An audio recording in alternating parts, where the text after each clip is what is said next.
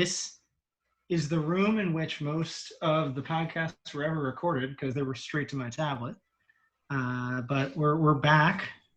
And for those that don't know what this is, we used to do a podcast called Interjections, which it is still titled. But I was the co-host, Tristan Moore, with our esteemed colleague, Corey Taylor. How you doing, guys?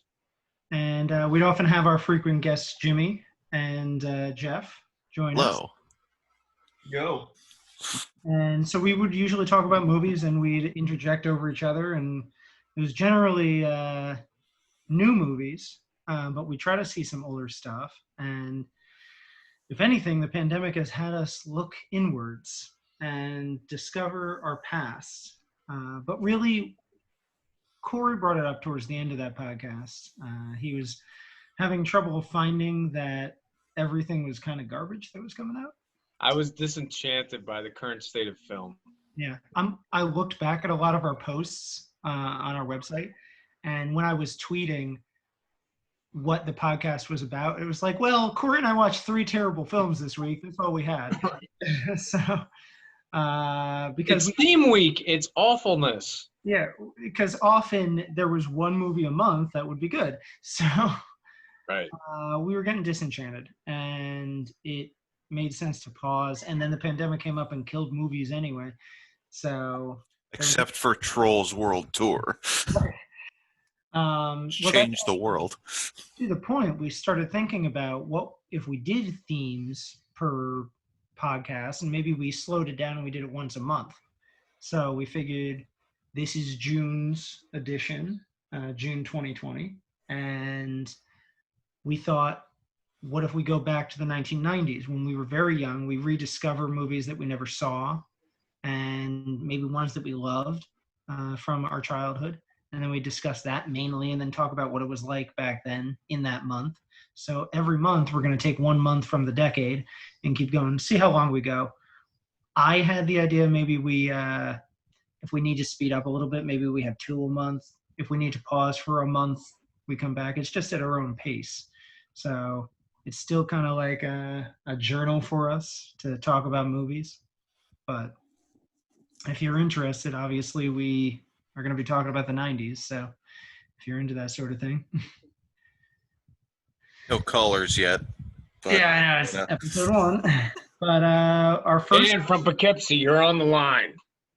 Our first edition is for the movie Tremors, because we looked at everything that came out in January 1990, and most of it was trash, just like January movies tend to be. I mean, that's when Dolittle came out. So... but yeah, so we're here to talk about Tremors mainly. Yeah, some of the other films that came out this month, we'll do a rundown. Sure. Leatherface 3, which was New Line's attempt to acquire every horror franchise after they had such success with Freddy Krueger and Nightmare on Elm Street. They also acquired Friday the 13th, Critters, a bunch of other horror franchises, and then everything goes to space at some point. Huh. Leatherface 3, probably the nadir of the trilogy, but not the worst one. That would be years later with Texas Chainsaw 3D. Oh, man. Yeah. Classic. Oh, yeah. Downtown, a buddy action comedy starring Forrest Whitaker and Anthony Edwards, directed by Richard Benjamin. Now, has anybody heard of this movie? Nope. Only when I looked this up. Barely made a blip on the radar. Not very. It's almost like a second tier Running Scared, which in and of itself was not a very memorable buddy cop movie. Yeah. Ski Patrol, which sounds like it should be a raunchy sex comedy, but it's only rated PG. Really? Yeah.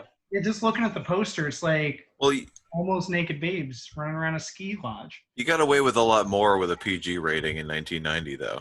That's true. PG-13 hadn't existed by then, so. No, I think it comes in with Indiana Jones and the what's the one with the heart? That's why things are PG. Temple of Doom. Yeah, I think PG-13 That's kicked when it off came in in. the 80s. Yeah, for that movie, it's because of the heart. Right. Like if you look at movies like Jaws, that was PG. That came out in the 70s. Yeah. Right. And it's the 45th anniversary today while we're recording, actually. I just saw that right Wow. when it started. Brand new 4K restoration too, from what I hear. It's really good. Yeah. Internal Affairs, which we're probably going to touch on a little bit later. If you keep watching our post, I'm going to post underrated gems about this movie. It's one of Richard Gere's best roles, in my opinion. It's him and Andy Garcia. Andy Garcia is a cop who's intent on finding the corrupt activities of Richard Gere's character, but he's so slick somehow he always circumvents the system. Directed by Mike Figgis, oddly enough, who's not really known for doing genre pieces. Yeah, what else did he do? Leaving Las Vegas. Oh, okay. That's why he's been around in a while. He did. Then there was also Everybody Wins, a murder mystery written by Arthur Miller based on one of his plays starring Nick Nolte and Deborah Winger. Never seen this movie, never heard of it. Yeah. And from what I've seen, based on the reviews, it got critically panned when it came out. So. Not surprised then. Nobody won. And then there's another movie, but we're not going to talk about that. We'll do that. Do you want to do that now before we get into the main feature? Sure. We'll show this to Jeff. I'll bring this up on my screen. This is the poster for this other movie. Oh, we're doing this now. Okay. Oh, I see. Oh, all right. Are you caffeinated enough? Are you ready? God, no. Yeah. I think we have a good one for you this month. Welcome to the future. It's All right. terrifying. So now it's all of us. Ooh, here we go. Oh no. There we go. So there you go. I blurred out the title. You have nothing to lose except your mind. This is interesting. I didn't notice this quote at the bottom, Joe Bob Briggs, and I'm wearing the Joe Bob Briggs shirt. Oh, that's funny. Check it out. That gives you nothing. All right. Bill Pullman. Bill Paxton. The two Bills. Yeah, Two Bills. I'm gonna give Shame you there was never a movie made about them. Let's give him a minute and a half. a minute and a half. So Jeff has to He's gotta figure work out this the So title of this I have movie. to try. Oh God. Or he has to tell So us. hang on for those of tell you us who the plot. Yeah, tell us those- the plot. the plot or the okay, all right. So for those of you who can't see the video or the screen, I'm looking at a dude who's got, it looks like the front of his face is nailed to the inside of a ring, Metal ring, yeah. metal ring, and he's Almost looks screaming, like a symphony drum. it's Yeah, it's- and his face is like stretched all out, all up. Almost yeah, like a and it Oh, yeah. So his facial expression is less that of horror and more like 1950s Reefer Madness style horror, yeah. where All right, ready? okay, all right. I'm gonna time you.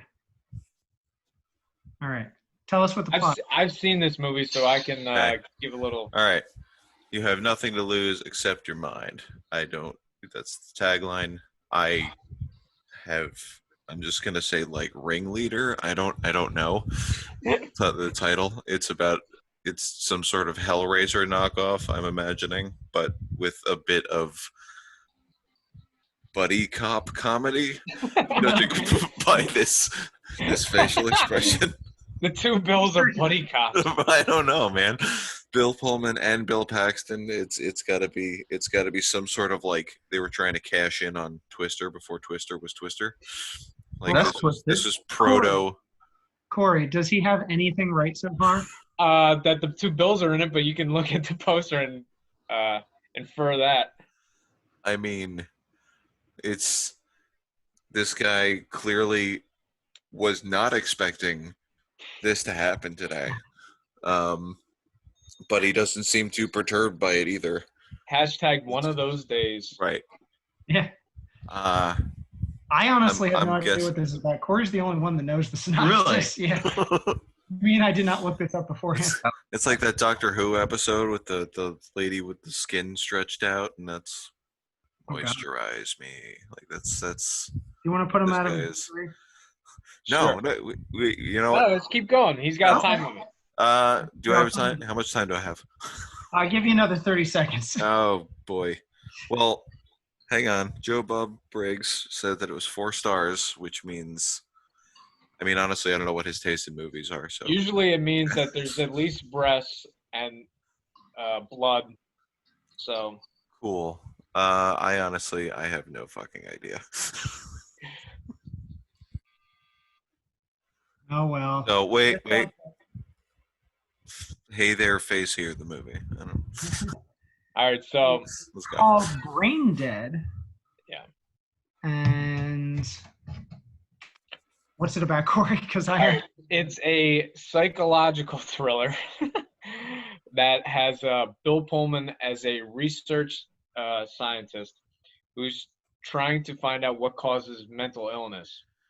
One of his childhood friends is Bill Paxton, who's trying to get it's almost like Inception in a way. He's trying to get the secrets of Bud Cort's character, who's undergone a mental breakdown. So they need to perform brain surgery on him in order to get the information out of his head. Along the way, it becomes a little more paranoid because then Bill Pullman starts to have delusions, and he becomes an unreliable narrator, thinking he might be the subject of experimentation. So yeah, sure. it's based on a old Roger Corman script from the '60s that got revived in the '90s. That explains everything. Well, Julie Corman was credited on that poster. So apparently they got, I guess they were executive producers, de facto ones, but She a daughter or a wife or something? I think that's his wife. I could be wrong. Okay, yeah. That's interesting though. I had no idea. I was gonna say this movie is gonna be hard to describe in a nutshell because it goes off in so many different directions. It has a little bit of Jacob's Ladder in it, Okay. and that poster gives nothing away. Well, that's There's what no scene that looks like that. I just want to see Jeff or hear Jeff flail. Yeah. As you do. The fun of Poster Boy. So that's what we're gonna call it. It sounds like this movie is like worth its own expansion discussion at a later date.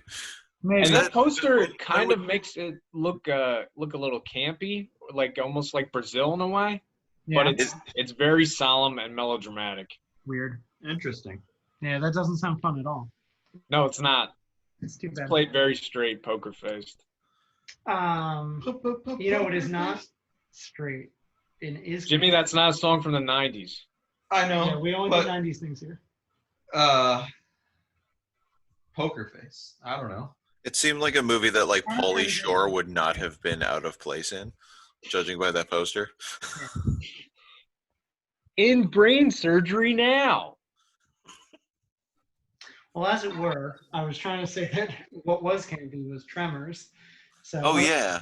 Talk about our main feature. Would you say campy though? I'm tremoring thinking about Tremors. So Corey had seen this before. Jimmy had seen this before, but it was new to both Jeff and I. And Jimmy rewatched with me. I don't know if you rewatched it all, Corey. I did rewatch it, yeah.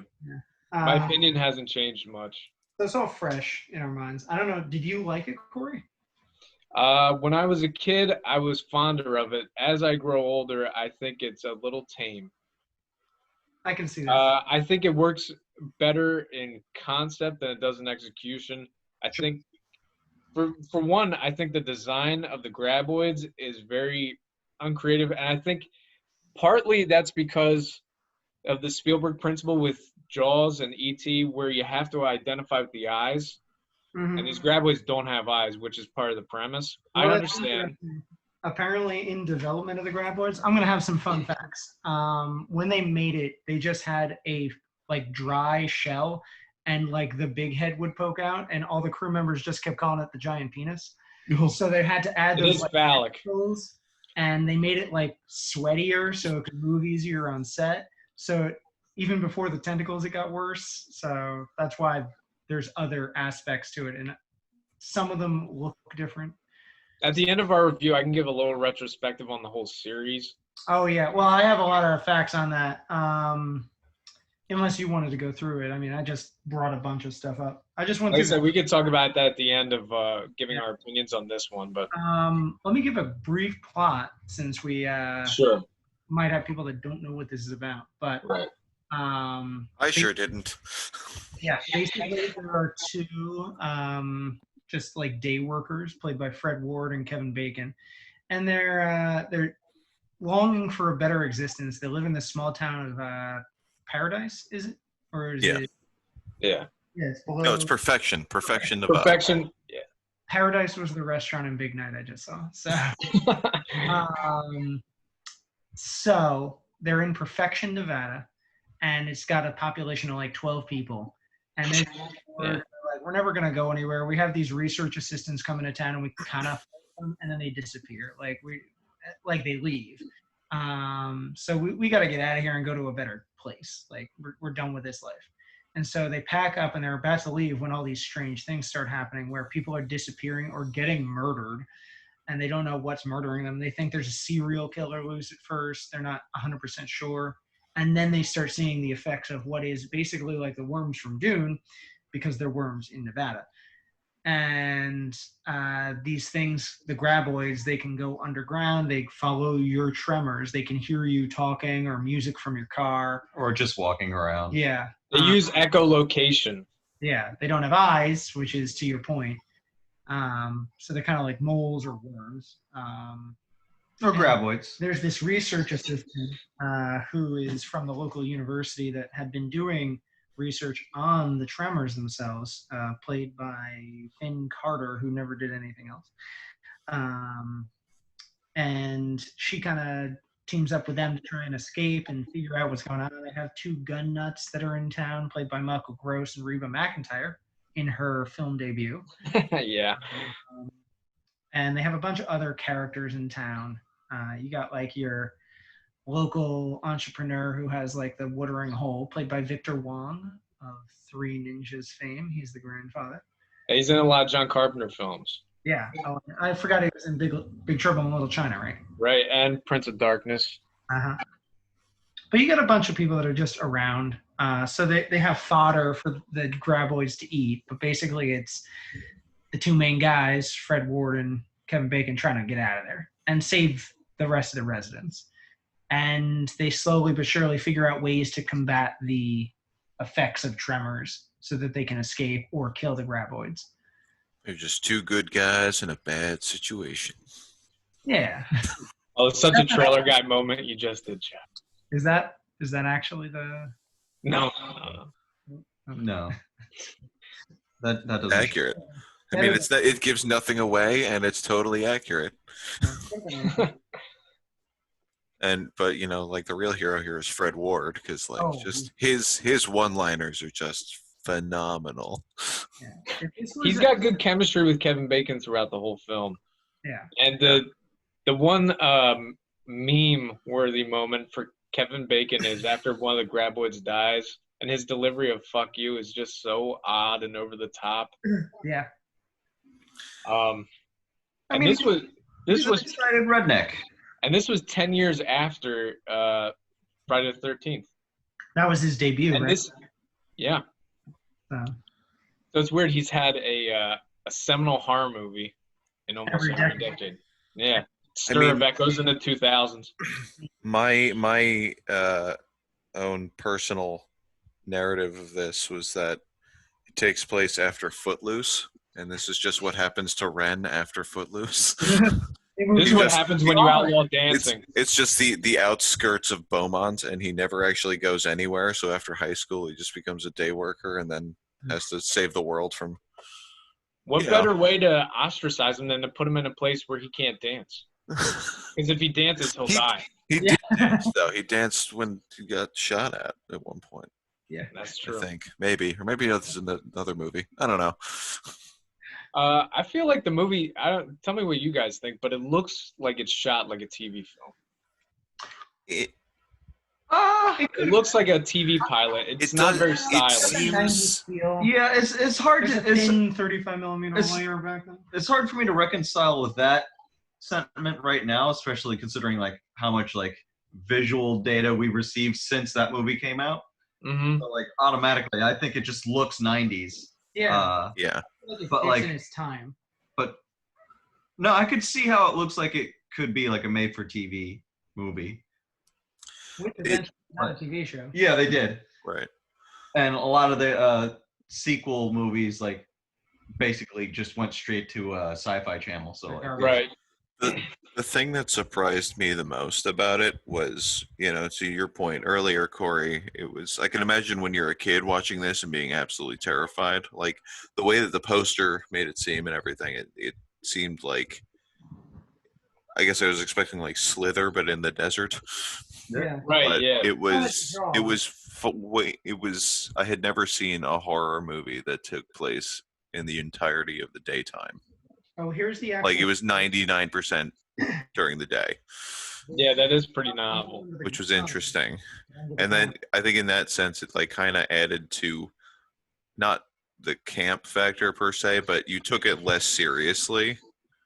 I like when Tristan said it was campy. I don't think it's campy so much, but I think it has a sly sense of humor about itself. So it's not taking itself entirely seriously. It knows. It's not meta or self-referential, but yeah, it's aware of how cheesy the premise is because it's a throwback to those 50s creature features. Right. So you were going to say something, Tristan? Oh, I said it. It's okay. Okay. it's too late now. He can't repeat. I interjected, and then it was. I'm wondering what Jimmy's thoughts were since he had seen this already and how his opinions changed. Oh, I mean, I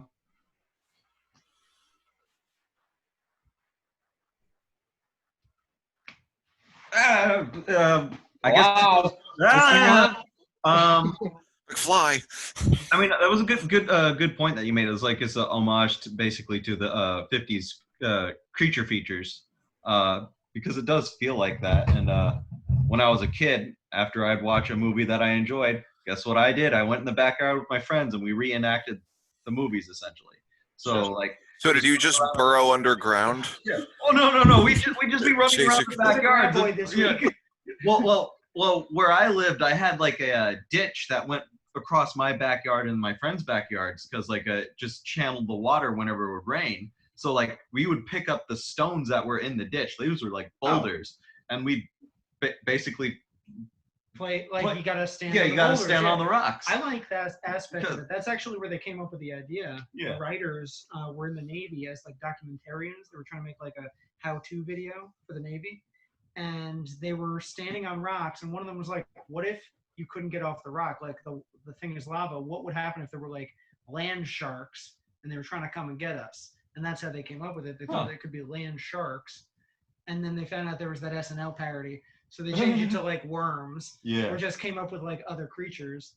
And they actually used the director who had been a National Geographic documentarian. Wow. Develop the creatures. Ron Underwood, that was what he was doing before this. And this is his debut film. And he came up with like, they were basically playing in their backyard and came up with this movie. So I'm just now realizing, now that I brought up the fact that I would reenact these movies, a lot of the 90s like sci-fi or horror, like all those movies were very reenactable for children, especially. Right. One of our favorite films because we all ran around pretending there were dinosaurs in the forest. I mean, I pretended I was the dinosaurs. Right. I was a velociraptor. There are two types of kids. Yeah, you're either a velociraptor or you're a Muldoon. No. You're either a velociraptor or you're just dead meat. Yeah. The velociraptor wins, period. All right. Unless there's a bigger kid in the group and he's the T-Rex, then, I lose. It's ironic because Ariana Richards was in both of those disaster films. The girl that played Lex. Oh, yeah. She's in this. The girl that's bouncing on the pogo stick. Oh, yeah. See, the pogo stick. When they were filming chase scenes with dinosaurs in Jurassic Park, she was actually giving Sam Neill pointers. Yeah, she's been through this shit before. Yeah. How do you feel about Burt Gummer? The character of Burt Gummer. It's such a different role from Michael Gross if you knew him from Family Ties. Right. I had watched a little bit of it when I was a kid, and obviously I just saw Tremors. But I knew of Tremors, and so I kind of associated with him, okay, he's got these two decent roles, so I can understand he's going to be playing against type. So I knew it was coming. And I saw some of the TV show when it first came out back in 2003. Right. In that. But like I understand. Like he has a beard on Family Ties, so it's almost like he's proper when he's got facial hair. Yeah. I don't know. And now he's become like the figurehead of the franchise. In fact, they're doing post on the newest one. Yeah, they finished it. Yeah, they just finished it, and it should be coming out in the fall. Was But it- he became the main character for the whole franchise. Yeah. Because I guess he was the only one that wasn't quite big enough to leave it. Well, Yeah. that's the funny thing about their careers. Fred Ward came back. Fine. Fred Ward came back for the second one. Technically, Kevin Bacon came back for a pilot that was never aired. I was going to bring that up. Have you seen the trailer? It looks great. Oh, It looks like what this should have been. However, our boy from Weeds, what was his name? I'm blank. I wrote it down. I should have looked before I said something. But the older son from Weeds, Hunter Parrish. Yeah. Definitely added that out. Hunter Parrish is in this, and he has the worst facial hair I've ever seen. I don't think any of it was real. He's the one that the graboid screams at in the trailer. Yeah. So. And this movie was obviously, this was before they got into they depended more on CGI. Mm-hmm. So I have more affection for the puppetry in this. There's a lot of scale models. You can tell, like, obviously when it goes through the canyon, but a lot of those were on set. Obviously, the one that comes through the basement that they're unloading clips at is an actual puppet, almost like a Stan Winston puppet. And it looks pretty good. Well, that is an acolyte of Stan Winston, wasn't it? Or was he Dennis? Yeah, it wasn't. It might have been Stan Winston's company, maybe. But Jeff knows the history behind this. I don't know if you know Amalgamated Dynamics. I don't know the history, but yeah. My roommate in college, his dad was one of the founders of Amalgamated Dynamics, who does they did a lot of the creature effects for Tremors and Aliens and a lot of those movies. So, in a weird roundabout way, I know the graboid. It's like I'm Facebook 6 degrees of Kevin Bacon. 6 degrees. He's Yeah, 6 degrees of graboid. I'm 6 degrees. Right. I guess, what would that be? 2-3 degrees? You know, it's your friend, your friend's dad. You've met Tom Woodruff. Yes. So, Yeah. So I was 3 getting his house. Tom Woodruff Jr. Yeah. Okay. And the other guy is Alec Gillis, who's his partner. They've done everything together. Right. Yeah. But they designed and operated the graboids and a bunch of other puppets. Woodruff's often in some of the creatures. Like he's the alien in Alien Yeah. Resurrection. He's He's the Gill Man in Monster Squad. Yep. Yeah, he was in a bunch of things. The Escape from Witch Mountain, that remake that came out. He was the weird Frankenstein monster. So he's doing a bunch of stuff as the creature. They won an Oscar for Death Becomes Her, which we'll talk about in like 18 months, I guess. Yeah. Well, yeah. Full of anecdotes. Movies from the 90s, and I'm like, I'll talk about you in 9 years. Yeah. It's going on the list. Yeah. But yeah, I think I enjoyed this movie. I don't know if I would have loved it like 10 years ago, but I would have loved it as a kid. And I love it now, like in hindsight, as like an artifact of its time. Right. Which is weird to think about. I've like gone past, will I just flatly enjoy this? But I like Kevin Bacon. For some reason, I've watched 3 Fred Ward movies this year, and I had only seen one before this. Sweet Home Alabama. I saw Stuff this year. Yeah, he's her dad in Sweet Home Alabama. I forgot that. We saw The Right Stuff for the first time back in like January. Right. Just watched this terrible movie. Well, it's not terrible. It's just really weird. Called Catch Fire that Dennis Hopper directed, and he's the cop in it. And now I'm like on a Fred Ward kick for some reason. Gotta watch Miami Blues next. And I haven't seen anything else, so if you have any Fred Ward recommendations. Miami Blues, check that. I don't know, but like I'm all about that now. Yeah, I don't know how we missed him. It's actually a shame because based on this movie and some other movies, he probably should have been a bigger star based on this and Remo Williams and stuff like that. But I guess they were trying, and he just didn't like stick into supporting actors. Yeah. A lot of people do that when they don't seem to get the leading man, and he's got that like face that would be great for like a sidekick. He'd be a good grizzled action hero. He's got a side face. Oh He's a yeah. character actor that ended up having a bunch of leading roles. He'd be like the Frank Grillo of his day. Absolutely, yeah. I want to see like him and Bruce in some sort of like buddy comedy. Yeah.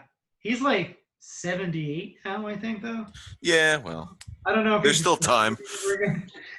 But he hasn't done anything in 5 years, and it was 2 episodes of True Detective. So, yeah. You know who Fred Ward reminded me of? The other cop in Walking Dead. The one who went on to become the Punisher. Oh, that guy. Yeah. It's funny. Yeah, we were just. Wait, wasn't Fred Ward?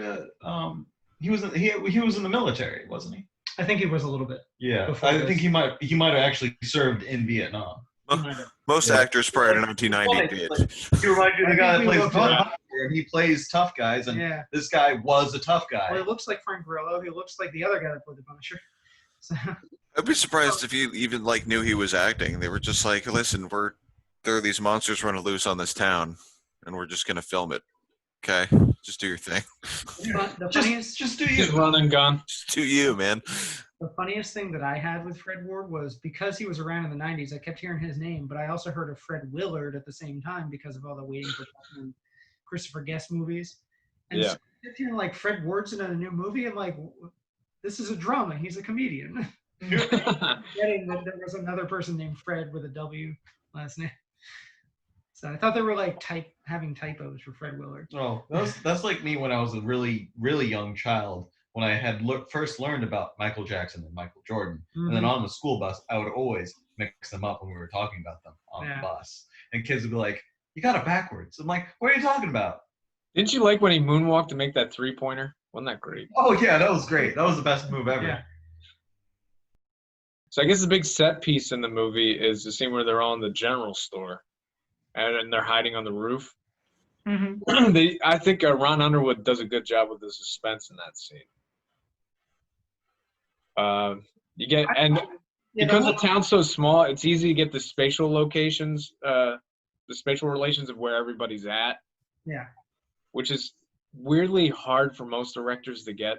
Sometimes you'll see scenes like this and you'll be like, I'm not quite sure where this person is in relation to that one. So the geography of everybody's a little spread out and scattered. But in this, it's very tight, concise. Have we all seen the Dawn of the Dead remake? Because that's kind of what it reminded me of when that one guy is across the street, the gun nut. Right. Like communicating with him and stuff. It reminded me of that. But this is nice because like all the houses are right there. So the one guy that's in his yard is just like, it puts a little tension because you want to save him, but. Right. Yeah. Also, like one of my deciding factors on like whether or not a movie qualifies as like a good movie is how consistent they are with like the little things. Mm-hmm. And one of the things I really appreciated about this movie was, you know, they made all these offhanded references to like, oh, she's on a pogo stick. Oh, the refrigerator makes noise sometimes that you don't think about. But then, of course, it comes back to bite him in the ass later. And I'm like, that, you know. A lot of Chekhov's gun in this. Yes. I think it's but it's great. Yeah.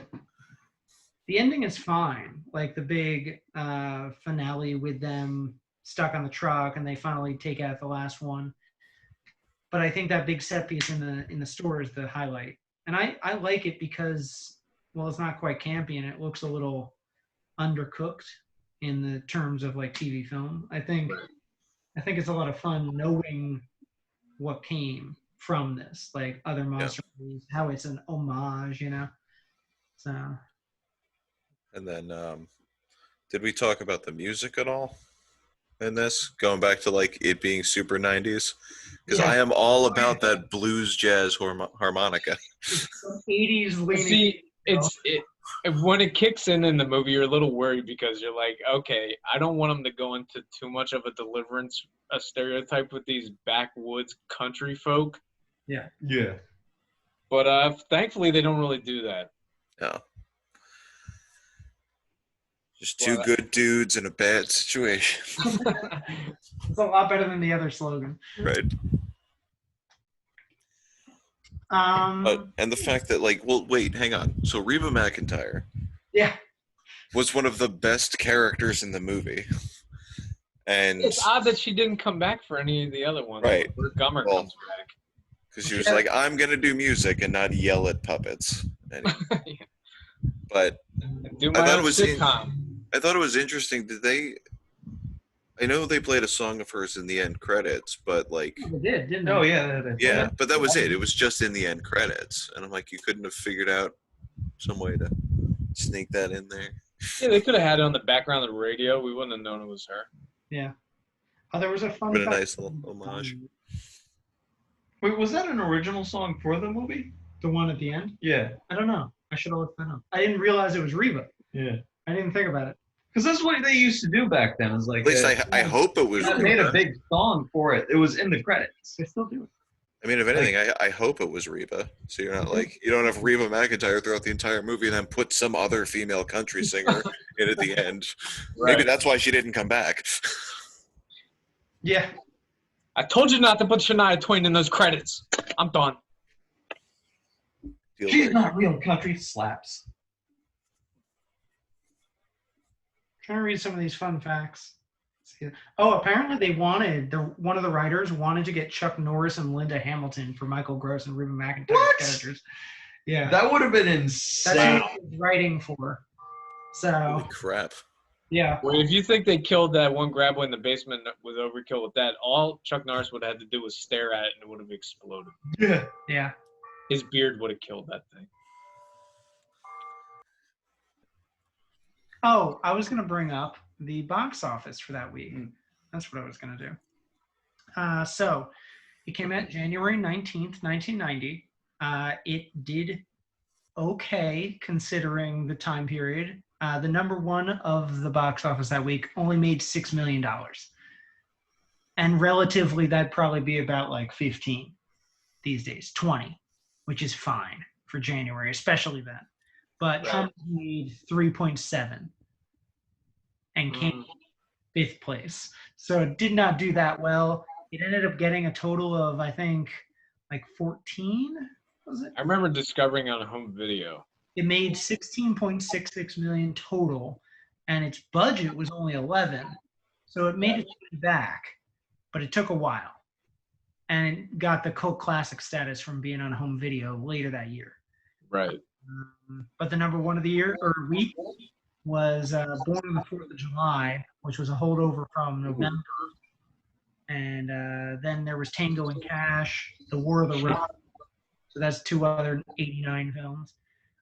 Then last week's, it wasn't number one, but it was its second week, Internal Affairs. I think that got second in its first week, which you mentioned, Richard Gere film.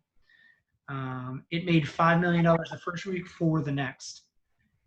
And it made a total of $27 million. So it was the most successful of the month, but Tremors held strong for 30 years. So then the rest are all holdovers from 89. Always by Steven Spielberg, Steel Magnolias, The Little Mermaid, Driving Miss Daisy, Back to the Future 2, which we may talk about later this year when its sequel comes out, and Glory, so which should have won Best Picture for Driving Miss Daisy if we have a hot topic. Agreed. We'll probably talk about that in March too when the Oscars happen. So I like the film, the Tremors, so I'd give it probably. What was our grading? Was it letters? Yeah, we did letters. Yeah. Like school system. I give it a B plus. It's a B movie. I gave it 3.5 graboids. You gotta do letters, Jeff. Come on. What, Jeff? Graboids Fine. with extra points. Fine. So let's go with the B then. Ooh, I like that. I enjoyed it.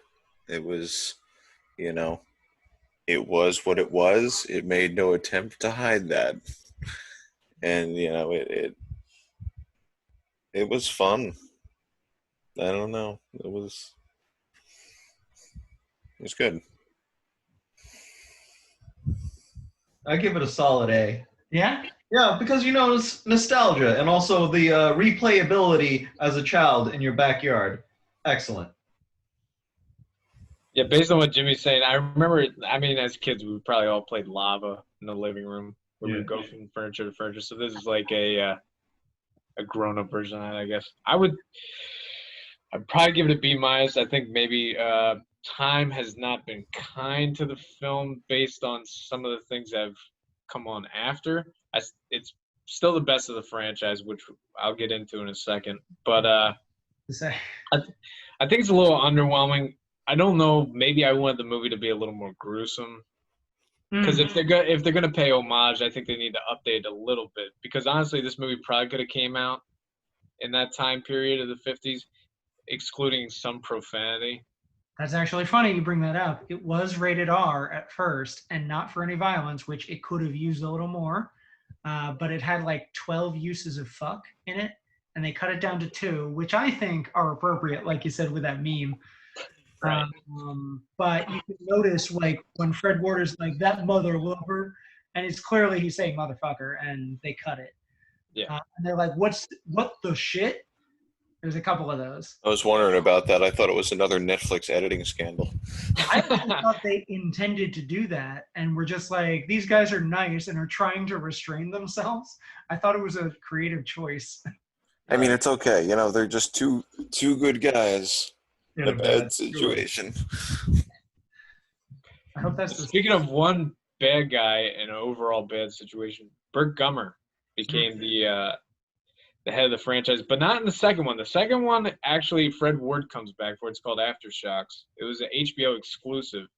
HBO used to do these premiere nights for B movies on Friday nights, and this was one of the first ones.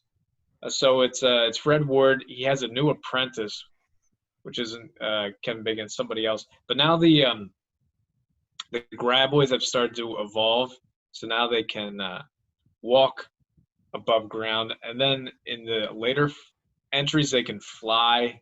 Which is like how we said, what can they fly? They're called ass blasters. Because they poop eggs for the Graboids, so they shouldn't have called it. They just straight into that ugly camp. But yeah, after that they started all going VOD, and Michael Gross has made like a huge following for himself based on these movies. None of them really push the grisliness, so they all could kind of be almost family-friendly horror comedies. That show was. I mean, they're a little sanitized, which is probably why I wasn't a huge fan of these. But the third one is still modern day. The fourth one, weirdly, is called Back to Perfection. So he plays one of Bert's ancestors. It's kind of it's almost like a Wild West version of it, which sounds interesting until you see it. And then the last couple are basically just Graboids in different locales, like frozen tundra, Australia, stuff like that. I'm not quite sure where the new one takes place, but now his sidekick is Jamie Kennedy, who plays his son. Is a Most Dangerous Game ripoff where they're on an island. See, it sounds good in premise, but I'm sure once we see it. But you know who the star of the new one is? Jamie Kennedy? Napoleon Dynamite himself, John Heater. Oh! Yeah, he's going to might bring me back into the fold. Yeah. And Jamie Kennedy, like you said, was in 2 with him. He was in the Frozen Tundra one, which also had a character. Cold Day in Hell. There was a character that was Valentine's daughter with Rhonda. That's Kevin Bacon and So they're saying canonically they stay together, I guess. And so oddly, this is a horror franchise that lives on through VOD. Yeah. It was the original VOD thing. It almost sounds like it's not nearly as ambitious as the Child's Play sequels, but or the Hellraiser ones. Hellraiser. Those are some good movies. Couple of characters came back. That mom and her daughter came back in the third one with Miguel, who survived too. So Ariana Richards even came back. Good. So yeah, I mean, not everybody came back. It would have been nice to have that Kevin Bacon TV show. It looked interesting, but I don't know that he would have gone on to do that other show that he did on Fox, where he was a cop. The Following. Yeah, The Following. Now he's doing City on the Hill. He would have following up with Tremors. Instead, now he's doing City on the Hill. Yeah. And he has a new movie that came out this week. thematic. What we had originally proposed was doing a movie theme based on something that was coming out that week. And when we went to do this, we chose Tremors and then realized Kevin Bacon had a movie coming out. So I was going to make Jimmy watch some of it last night, and we looked at all the reviews, and It was not good. Not great. I've seen it. You watch it? Oh, tell us. I enjoyed it. Really? Damn. Yeah. It's Hitchcockian. But David Koepp, when he's not writing for other people, when he's doing his own stuff, because there's a reunion between the two of them for Stir of Echoes was the last thing they did together. But he creates a really good family unit at the beginning, and it also has a lot of intrigue. I don't want to give too much away because well, it helps that Amanda Seyfried's good too. Yeah, you want to go in cold. Yeah. But they give really good performances. I think it's done very plausibly. They relies sometimes a little too much on jump scares, but that's par for the course. I kind of expected it based on what I was seeing from production photos, because this also has a tie back to us. Right, you saw it being edited. They had their post-production offices at our company, so yeah. So we never saw any of the actors because they were done filming. I heard Kevin Bacon came by once, so I've walked the same halls as him. So it's half the hallowed halls of Bacon. Yeah, but I did walk by David Koepp as he was asking where the closest place to get an espresso was. So, what a trendy Hollywood ass. Like, is there any coffee around here? And I'm like, no, it's Jersey City. And you told him the lobby. That's what I think they ended up doing. Not bad coffee at our office. Where's the local Moco Joe's? Yeah. There is actually a good coffee place across the street. It is not that great. But yeah, I would recommend people check that out. Okay. Yeah, we saw that it was $20 and Jimmy had to go to work, so I didn't want to spend $20 on it. But you're like, I kind of sort of halfway worked on it. I shouldn't have to pay $20. Right. You feel that weird about it. I should have texted you, Corey, and asked, because I thought I was going to be the only one that had seen it. You should have texted. I would have watched it. You should have texted. Oh, well. It's based on a book. Did you know that? Yes. Just like Stir of Echoes was a Richard Matheson story. So when Koepp's adapting things, he's very good. Right. It's when he's writing for Spielberg, he's not so good. Well, he adapted Lost World. That's what I'm talking about. Shots fired. What happened in the world in January of 1990? We're going to skip over to history? Oh, yeah. What happened in the world? So, Berlin Wall fell not too long ago. A while back. Yeah, a while back. But, like, communism is finally dying out, and Russia finally gets its first McDonald's. Romania bans the Communist Party altogether. Oh, yeah.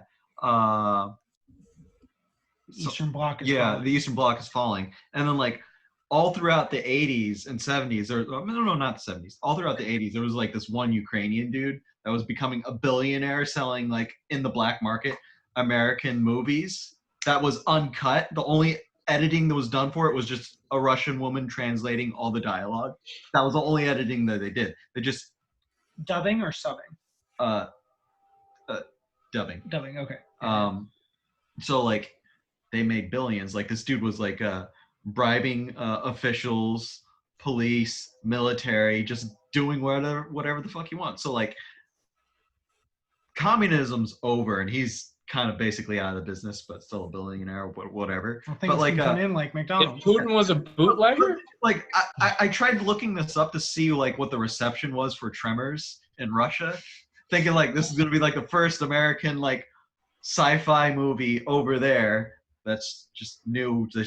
They can watch it without worrying about being caught. They must. Did they have records? That's the thing. I bet they don't really have records but, like, until I'm the just late like 90s. But then again, that movie probably didn't, like, get sent there for a while, maybe. I mean, I feel like home video is the way to tell what went other countries. Yeah. And typically that was like 6 to 8 months later. So I wouldn't be surprised if just by December Tremors was there. also another interesting parallel with what's going on now around the world. In South Africa, January 1990, the police were, breaking up riots that were protesting the apartheid. Ah, Was Mandela out of jail yet? Uh, That's once Clinton was president, right? Wasn't it like 93? yeah, Clinton's president later. It's still, Yeah, so apartheid's not over yet. Yeah, apartheid's not over. George W. is still in. hey, you should know that. Come on, you saw Lethal Weapon too. Yeah. Oh, yeah. So, a bunch of other nonsensical things. I don't know, like the Leaning Tower of Pisa almost fell over. They had to close it. Yeah. Wow. Yeah. So they closed it for a little while. Was it years? I forget. You know what? That's another interesting parallel I never looked compared to what happened in recent events with the cathedral in Paris, like burning down. That's Notre Dame? Yeah, Notre The Dame. most famous. Yeah, that's What's the cathedral in Paris? Nobody talking about? Well, let's not talk about, but like in 1990, we almost lost Just a a monument. 600-year-old pillar is gone, and they're just going to replace it with new stuff. It's not right. I don't know. It's not gonna be I'm making looking weird connections. That at is this an point. interesting Yeah. connection. The one thing I wanted to bring up, because the Exxon Valdez incident, the oil spill up in Alaska, had happened in 88 or 89, I forget when. But the trial starts in January. And the only reason I wanted to talk about this one was because I mentioned the podcast to Dad, and I said, we're going to talk about some historical stuff. And, Exxon Valdez's trial started in Anchorage. And he's like, the captain of the ship, the one on trial, lived across from your grandfather after that trial. So I definitely saw the captain of Exxon Valdez across the street Wow. to visit my grandfather. Because I definitely saw those people. We didn't really wave because it was like a long driveway. Yeah. Like you saw them though when you get the mail. So So I definitely saw that guy. He hid up in, I don't want to say where he is. So Oh, wow, you're gonna out him? Jesus. no, I'm not gonna do it. well, maybe he passed away by now. Maybe he's not. He alive. might by now. My grandfather died 15 years ago, so I don't know if that guy's even still there. And he's probably my grandfather's age. Based Right. I on, mean, he did have a drinking problem, didn't he? that's what I hear. Yeah. But That's I why can't confirm That's why that. the boat went sinky sink. Not like Jimmy the just bottle Jimmy goes- just likes to project his drinking problems on everybody. I mean, I'll tell you when it's a problem. I don't have a problem. I don't know if there was anything else. Those were the most interesting things because I did research with all this stuff that we're going to talk about just in case there's something else interesting. But I feel like the only other big thing was the U.S. invaded Panama because Noriega was ousted. And so that was when we were like sneaking into countries and saying we were helping. I mean, Instead of actually just saying we're When it deflecting. started, we're still kind of doing that. I mean, we were doing it all through the 80s. I mean, we were doing that in Vietnam too, so. Yeah, I mean, it was going on this whole time. It wasn't the start of it. This was just the Panamanian one. the Banana Wars. That's what I mean, the Nicaraguan. Yeah. Or what was it, Salvador? And El then, Salvador. acquiescing the Yeah. Philippines. This is from just the another one. Spanish Historical buffs are yelling at you right now. conquering territory. So, I have some historical things that happened in television. I was going to talk about like what was going on TV at the time. Right. The biggest thing I think would almost be interested in, it was January 21st was the first episode of MTV's Unplugged. Oh, That's a seminal show. Boo. Nirvana is one of my favorite unplugs, and so is Filter. Yeah. Pearl Jam is my favorite. Pearl Jam's good. When I first heard of them too. So that was the time that grunge started like becoming noticed because Yeah. MTV would do these and people like the broken down acoustic grunge. So, Yeah, Seattle grunge was big back then. yeah. I don't know. Have you ever watched Unplugged? You guys? I know don't Corey remember. likes I it. probably did, and I just didn't think much of the title. Yeah. The other big thing that's important to me because I like sports is that the first NHL game aired on TV since 1980 happened. Most of the time it was local stations airing their teams. So like if you were in Western Pennsylvania, you get the Penguins, but not in Eastern Pennsylvania. Right. So we didn't have like a national game of the week or anything until 1990. They started airing it on ABC and stuff. And I guess that's when syndication started becoming big, right? that's what it was. Syndication would push shows into regular time slots, but like a lot of the cartoons that we watched as a kid, they were syndicated, which meant they just went to WPIX. We didn't realize there was another station out in San Francisco. Well, the three of us were WPIX. I don't know what you had in Philly, but you had your own thing. And they probably put them all on at the same time, but if you don't know, like maybe Animaniacs was on at 9 and Tiny Toons was on 9:30, but in San Francisco it could be switched. Maybe they don't even do Tiny Toons if it's not popular there, which is why stuff like would have 2 or 3 seasons if it wasn't doing well in 80% of markets. But that's what was going on with NHL because it was the 4th biggest sport. It was still baseball was America's pastime. Football was rising, but it even then wasn't that big until the 90s.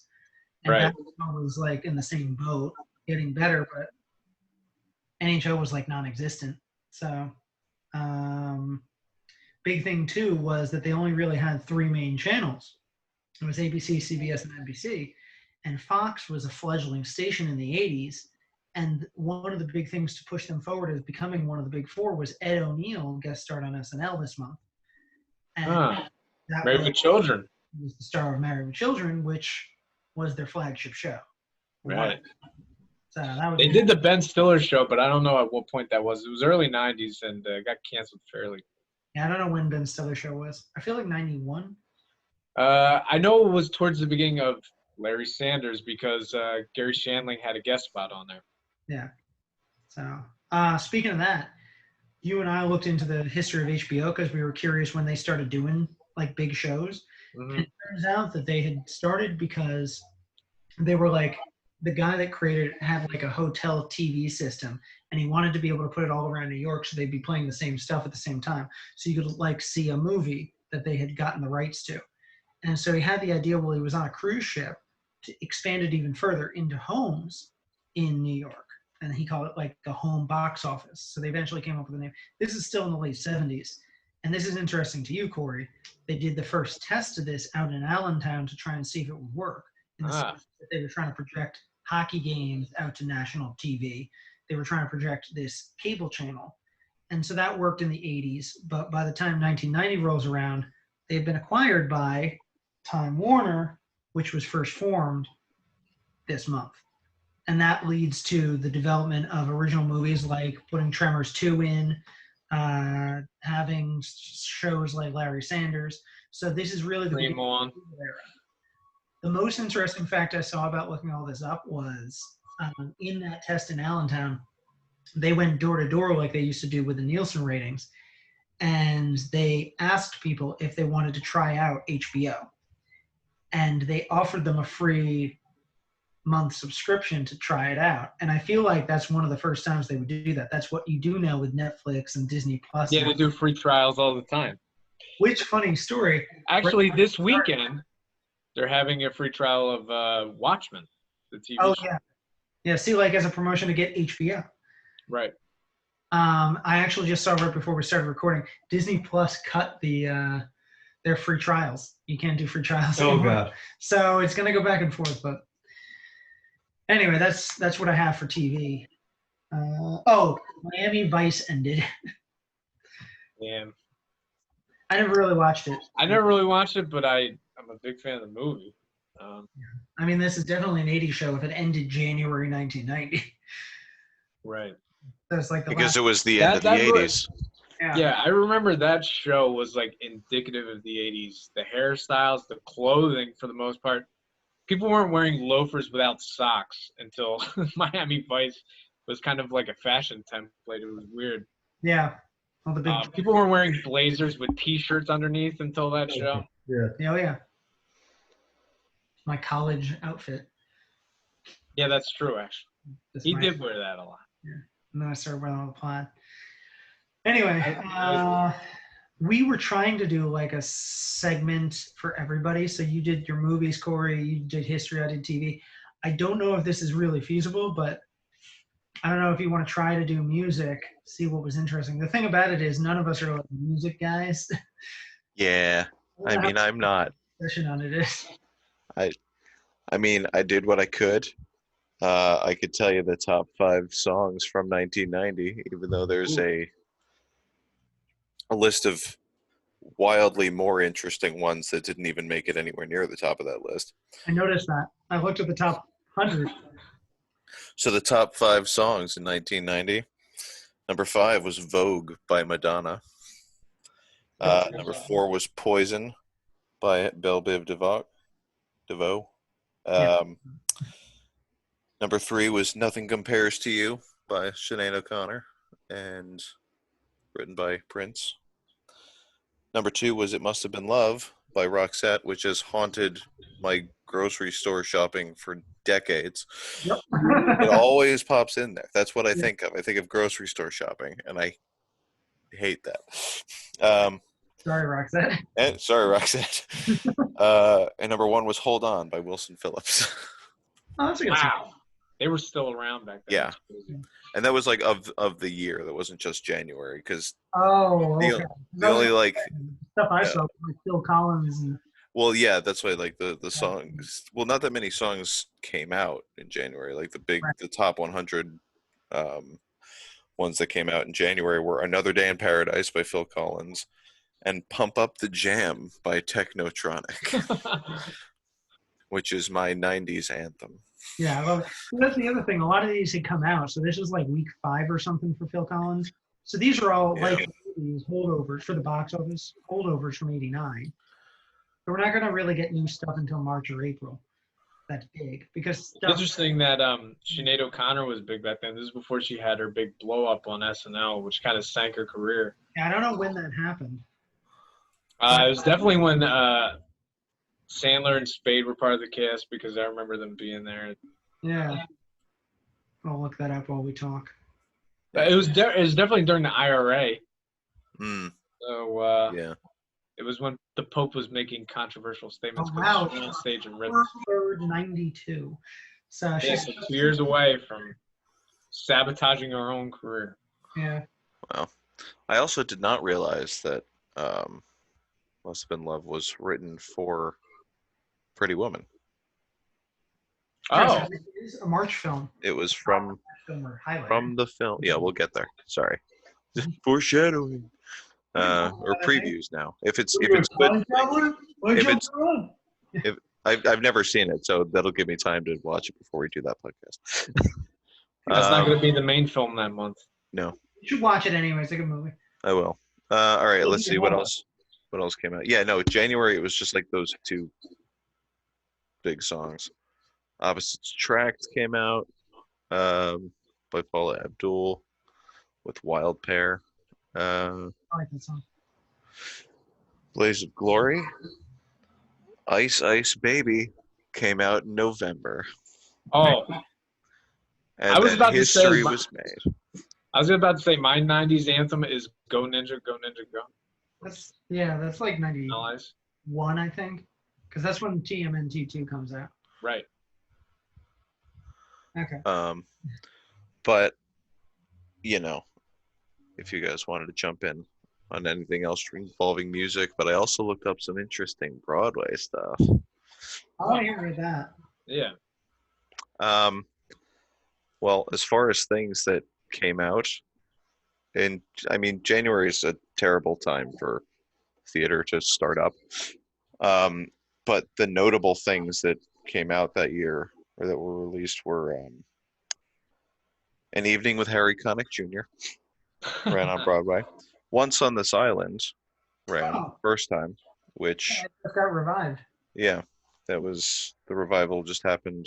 I think it was like 2017, and then it ran until I think it's closed now. But I think it closed. I mean, everything's closed now. But you know, I think it's supposed to. It was definitely just shuttering on February something. Anyway. Right. Annie 2.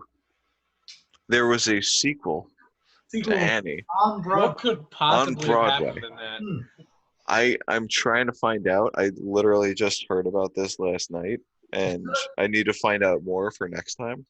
because it closed on the road.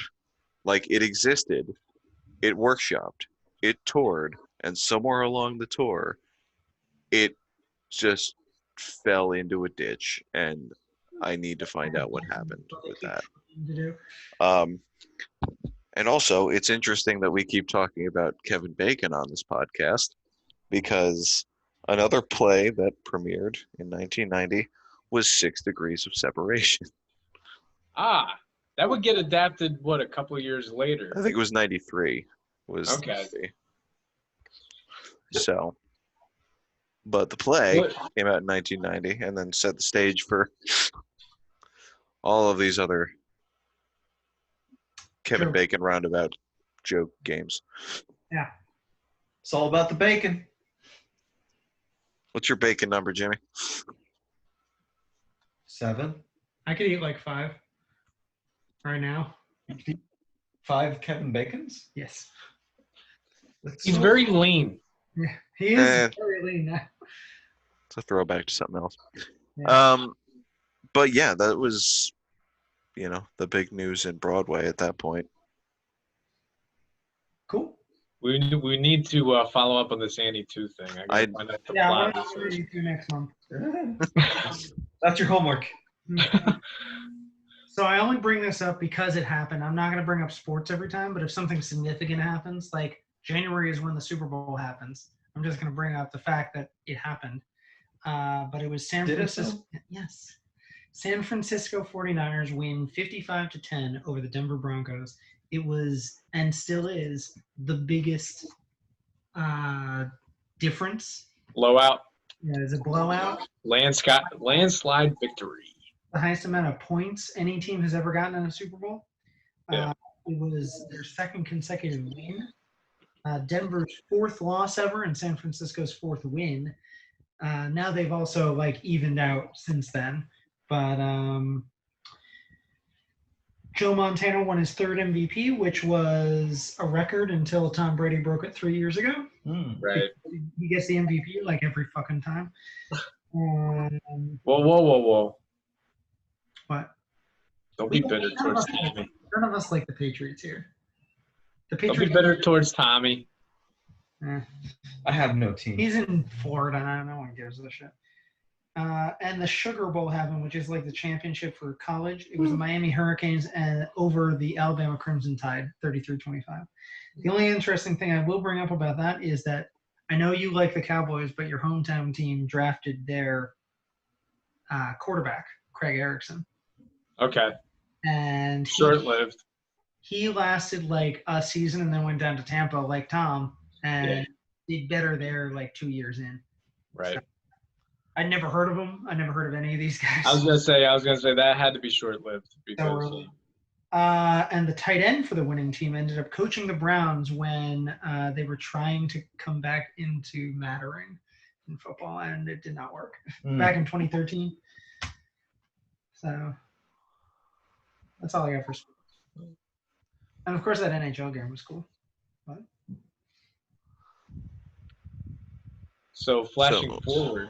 Oh, I do have births and deaths. I don't know if we want to do this every time, but I thought it'd be interesting to showcase the fact that someone famous now was born in the 1990s, because we have a lot of stars that are, really going to date us now. We're going to feel really old. Do we want to put ourselves through that? Oh, we will get weird in January or July, but. No. So the biggest name in January that was born in January 1990 is Liam Hemsworth, the 3rd best Hemsworth brother. I don't know if anyone likes him here. What's your favorite Liam Hemsworth film? Expendables 2. Because he's in it for 5 minutes and then gets killed off. Yeah, jeez. I actually have to work that. I have to look this up. Hunger Games? I guess that's what he's most well known for. Luke's better. He was in Hunger Games. Yeah. Yeah. He's good in Hunger Games. That's about it. He was in Independence Day. We're surgeons. Oh, never mind. Sorry. Yeah. Anyway, a couple of famous people died in January 1990, like Ava Gardner, Barbara Stanwyck, ladies of the 40s and 50s. Arthur Kennedy was a big name. He was like a big character actor in the 60s. The biggest one, I think, is Alan Hale, the skipper from Gilligan's Island. Gilligan! Yeah, it's a shame. That's all I got on that. They're gonna get more interesting. Surely. So. Yeah. Flashing forward, we're each going to give our picks of the month. We're going to recommend movies either contemporary or old, right? Yeah, whatever. Just anything we've been watching that we want to recommend to our audience. Yeah. I think a contemporary one that I saw this month that I would recommend is King of Staten Island. Oh, interesting. It's the formulaic structure of most Judd Apatow movies where somebody has Peter Pan syndrome during Arrested Development. They're kind of a slacker, which it takes cues from Pete Davidson's autobiographical tidbits. His dad was a firefighter, died in 9/11. They don't mention 9/11 in this. He died in a fire that had nothing to do with that. But it gives a showcase to actors who aren't really known for their dramatic chops. Like Bill Burr is fantastic in the movie. He has actually really good romantic chemistry with Marissa Tomei. And Pete Davidson actually comes off as pretty affable, despite some of the heinous things that he does throughout the movie. And it's not as overtly comedic as some of the other Judd Apatow movies. He seems to be veering more in a little more of a dramatic direction in this one. But having said that, in scenes when Pete Davidson is hanging out with his stoner friends, the ad-libbing is fantastic. But it doesn't abuse the linorama trope that's becoming commonplace nowadays. So yeah, I would recommend it. Popularizing 40-year-old Nice. version. I do want to see that one. Was that it, Corey? Do you have anything else? Yeah. Okay. What do you have? Well, having to also do with the 90s and something that I'm sure we'll get into in future shows, I finally saw I, Tanya, which is fantastic. It's got all of the best parts of a biography or biopic mixed with a heist movie of the worst possible fashion. And I learned a lot about it because I did not know the whole story. I mean, obviously no one knows the whole story, but this movie did help me. You have more sympathy, More context. context. That's the word. But the acting is great, and the story is great, and the way that they executed it was like, I was still thinking about this movie like 3 days after watching it. Like, it was just, it sits with you. And you know, I'm a huge proponent of biopics, and they're like my favorite genre of film. And I don't know, it's really good. And it's only like, it's a little over 2 hours, but you know, it's definitely worth it. Yeah, I remember Tristan put this on his top 10 that year, I think. I think it's a Right? little underrated. I gotta watch it again. Only 2 years ago, though. Yeah. Alison Janney won the Oscar for that. She's in Big Night, in fact. I know I keep bringing that up. Which is a film you're not going to talk about, That apparently. is not my recommendation. Yes, But it is. it could be yours. What's Nah. your recommendation? What's mine? Ah, crap. He watches pretty much everything I watch. Yeah, so- pretty much. So it's like, I feel like whatever I recommend probably going to be what you recommend. You never know. I mean, also, Did you read anything? Let's be honest, Jimmy. You watched Debbie Does Dallas for the 10th time. As much as I talk about that movie, I've never seen it. Maybe I should. We're not reviewing that one. Well, we can't. I've Yeah, never it's seen not it. that era. Not a 90s film. You're not a 90s film. No. Well, I guess I'll just go with my pick, unless Yes, you have anything. Wait, does it have to be 90s? Or No, any era? anything Oh, wait, you that's watched right. You this meant. month. Spartacus. I mean, that was last month. Yeah, you can do that. Yeah, That's yeah. fine. I saw that for the first time, and that movie was fantastic. Makes the show look like garbage. Wow. You shouldn't have watched the show first. I mean, you'd think if I watched the I show. almost don't even the associate it with the show, show. but I That's love the movie that- completely different. Yeah, the show has nothing to do with it. I know. No. It's just trying to make an excuse for gore and sex. Yeah, no. They're Yeah. just It's a making Game it of Thrones ripoff. 300 sequel, but a TV show. That's more of what they were doing. Yeah. And it was kind of to try and be HBO on their own, since Starz was starting to do the original programming. Not great. Yeah. But yeah, no, Spartacus. So I have something that just came out that I watched this month. It's a little film called Becky. Ah, yes. Hoping you were going to talk about this. Thank you. See, I was holding on to it because I knew you'd be excited that I saw it. Yeah, I saw this as well. I don't know that you two even know about it, Jeff and Jimmy, but it's kind of an indie thriller that stars Exploitation film. stars Kevin James as a neo-Nazi prisoner that breaks out of his prison transport with some guys, and he's trying to search for something that we don't know why it's there, or maybe this was a house of his before he went in. They Right. never explain that, which is maybe the best part. But he goes and terrorizes a family, which the only person I knew was Joel McHale as the father. But there's his daughter, Becky, kind of fights back against these prisoners. So that's it. There's nothing else to say about it. You should just see it. It's a good change of pace for Kevin James. He comes off intimidating and menacing. And he doesn't feel the need to drop his voice a couple octaves to make it sound more intimidating. Yeah, he did that with his beard, which is like Jeff's was during the pandemic. Yeah. Beard. Yeah. But he's also clean shaven and has like a swastika on the back of his head. So Kevin James is trying to shirk that King of Queens identity. I will warn people, if you're squeamish, I don't know if I'd watch this. Yeah, there are some gross things in this.